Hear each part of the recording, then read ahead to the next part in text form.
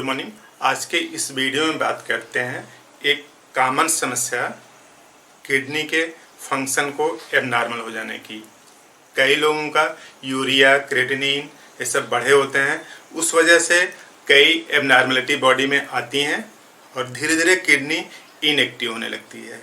तो जिनकी भी किडनी कम काम कर रही है, डायलिसिस हो रही है, वीडियो पूरा अंत तक देखिए, कुछ बातें आपको आज समझ में आ जाएंगी।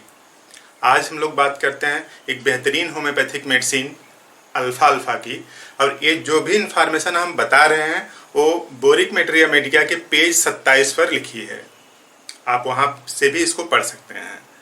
तो देखिए, जो अल्फा है पूरे बॉडी के फंक्शन को टोन अप कर देती है।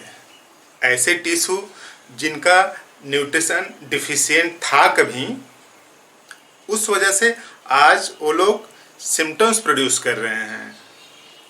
यानी डिफिशियंट न्यूट्रिशन की वजह से बॉडी के जो कई अंग कमतर काम करने लगते हैं, उन्हीं को पूरा करता है और उन्हीं के जो फंक्शन है उनको एक्टिवेट करके नॉर्मलाइज करता है अल्फा। क्लियर कट लिखा है, toning up of appetite and digestion. Appetite और डाइजेशन को टोन अप करता है, यानी जो कुछ भी आप खाते पीते हैं उसको सलीके से संतुलित तरीके से बॉडी में एब्जॉर्ब होता है, ताकि बॉडी मेटाबॉलिक प्रोसेस के लिए उसका यूज कर सके। अनफॉर्चुनेटली कुछ लोग ऐसे होते हैं, जब खाना खाया उसके 1 से 2 घंटे बाद पेट में कुछ गड़बड़ सी स्टार्ट हो जाती है। बोलते हैं पेट गुड़गुड़ सा स्टार्ट हो जाता है, गुड़गुड़ जैसा करने लगता है, गैस बनने लगती है, पेट पूरा तन जाता है। यानी देखिए, भोजन से 1-2 घंटे बाद, मतलब भोजन कहाँ पे आ चुका होगा, इंटेस्टाइन में आ चुका होगा। जो भी हम लोग भोजन लेते हैं तो पहले कहाँ आ जाता है, पेट में आ गया, यहाँ कुछ देर डाइजेशन हुआ, फिर 1 से 2 घंटे बाद इधर स्मॉल इंटेस्टाइन इन सब में आ जाता है। स्मॉल इंटेस्टाइन लार्ज इंटेस्टाइन में आ जाता है। तो भोजन से 1-2 घंटे बाद स्टार्ट हो जाती है पेट में डिस्कम्फर्टनेस, पेट तन जाता है, गैस बन जाती है। तो इसका मतलब भोजन का पाचन और अवशोषण ठीक से नहीं हो रहा है। पाचन तो यहाँ पे स्टमक में थोड़ी देर हुआ, उसके बाद जब आगे यहाँ पहुँच गया होगा तब पाचन कुछ होता है और अवशोषण भी होता है। तो देखिए, flatulent pain along colon several hour after eating, खाने के कुछ घंटे बाद यहाँ पे पेन हो जाता है, गैस बन जाती है।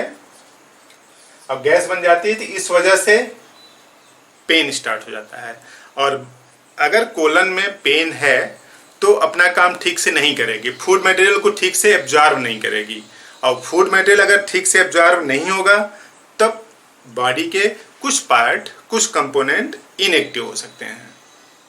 अगर बॉडी के कुछ पार्ट कंपोनेंट इनएक्टिव हो गए तो उसमें से जो प्रमुख रूप से है, देखिए, किडनी इनएक्टिव और सिस्टाइटिस और प्रोस्टाइटिस, यानी जो यूरिनरी ब्लैडर है उसमें इन्फ्लेमेशन आ जाए, सूजन आ जाए, उसी को सिस्टाइटिस बोलते हैं। और जिसमें से यूरेथ्रा पास होता है, पेशाब वाली थैली, जैसे मान लीजिए यहाँ पे है पेशाब की थैली है पूरा, इसमें से पास होता है यूरेटर, यहीं पे लगा हुआ है प्रोस्टेट ग्लैंड, प्रोस्टेट है और ये यूरिनरी ब्लैडर है। अगर यूरिनरी ब्लैडर का इन्फ्लेमेशन हो जाए तो उसको सिस्टाइटिस बोलते हैं, और यहाँ पे जो प्रोस्टेट ग्लैंड है अगर उसका इन्फ्लेमेशन हो जाए तो उसको क्या बोलते हैं, प्रोस्टेटाइटिस बोलते हैं। तो देखिए, अगर इसमें इन्फ्लेमेशन है तो दोनों किडनी से जो भी हल्का फुल्का यूरिन आएगा इसमें, तो इसमें इन्फ्लेमेशन है तो इसमें थोड़ा सा ही यूरिन इकट्ठा होगा तो तुरंत पेशाब के लिए जाना पड़ेगा। तो बार बार पॉलीयूरिया हो, फ्रीक्वेंट यूरिनेशन उसको बोलते हैं। तो यानी थोड़ा सा ही यूरिन उसमें इकट्ठा होगा जो ही ब्लैडर में, तब उसकी कैपेसिटी के बाहर हो जाएगा, क्योंकि यही पहले जब इसमें सूजन नहीं थी तो इसकी कैपेसिटी अच्छी थी तो यूरिन इसमें इकट्ठा हो जा रहा था। लेकिन अगर इसमें इन्फ्लेमेशन है तो थोड़ा सा यूरिन इकट्ठा होगा तो आपको पेशाब करने जाना पड़ेगा, यानी पॉलीयूरिया, फ्रीक्वेंट यूरिनेशन, कई बार पेशाब लगती है, बार बार पेशाब लगती है। और प्रोस्टेट भी सूजा हुआ है, क्यों इन्फ्लेमेशन हुआ होगा? इन्फ्लेमेशन होने के कई कारण हैं। उसके जो रूट में, जो जड़ में है, वो है डिफिशियंट न्यूट्रिशन, यानी किडनी को डिफिशियंट न्यूट्रिशन मिले, चाहे ब्लैडर को। अगर ऐसा है तो न्यूट्रिशन सफिशिएंट नहीं मिलेगा। जब न्यूट्रिशन सफिशिएंट नहीं मिलेगा तो कुछ फंक्शन एबनॉर्मल हो सकते हैं और काफ़ी दिनों बाद वो इनएक्टिव भी हो सकते हैं। देखिए क्लियर लिखा है कि किडनी इनएक्टिव है, सिस्टाइटिस है, प्रोस्टाइटिस है ना। तो करेक्ट टिश्यू वेस्ट, यानी जो टिश्यू खराब हो रहे थे किडनी के, यूरिनरी ब्लैडर के या फिर यूरेथ्रा के, प्रोस्टेट के, जो टिश्यू खराब हो रहे थे उन टिश्यू को करेक्ट करता है। जब करेक्ट करता है, क्यों करेक्ट करता है, यहाँ आप देखिए पहली लाइन लिखा है टोन अप, बॉडी को टोन अप करता है। कैसे? डाइजेशन को इम्प्रूव करके। तो पाचन अच्छा तो शरीर की पूरी व्यवस्था संतुलित ना। तो करेक्ट टिश्यू वेस्ट, यानी जो टिश्यू वेस्ट हो रहे थे, जो नुकसान हो रहा था जिन टिश्यू का, जो ऊतकों का नुकसान हो रहा था, उसको करेक्ट करता है। करेक्ट करता है तो increase elimination of urea, indicans and phosphate, यानी जो बॉडी में इकट्ठा हो रहे थे यूरिया, इंडिकेंस और फॉस्फेट, ये सब वेस्ट प्रोडक्ट हैं बॉडी के, हार्मफुल मटेरियल हैं बॉडी के लिए, नुकसान पहुंचाते हैं। तो ब्लड में यूरिया, इंडिकेंस जो इकट्ठा हो रहे थे, यूरिया, क्रिएटिनिन, जो भी इकट्ठा हो रहे थे मटेरियल, उन सबको बाहर निकालता है। क्यों ऐसे बाहर निकालता है? इसके फंक्शन को देखिए लिखा है इंक्रीज एलिमिनेशन, एलिमिनेशन को इंक्रीज करता है, टिश्यू वेस्ट को करेक्ट करेगा, यानी जो भी किडनी के टिश्यू कोशिकाएं जो नष्ट हो रही थी उनको करेक्ट करेगा। जब करेक्ट करेगा तो इसका फंक्शन जो कम था, कमतर था, वो थोड़ा सा बढ़ेगा। जब बढ़ेगा तो आप समझ सकते हैं कि पूरी बॉडी में वेलनेस, आराम आने लगेगा।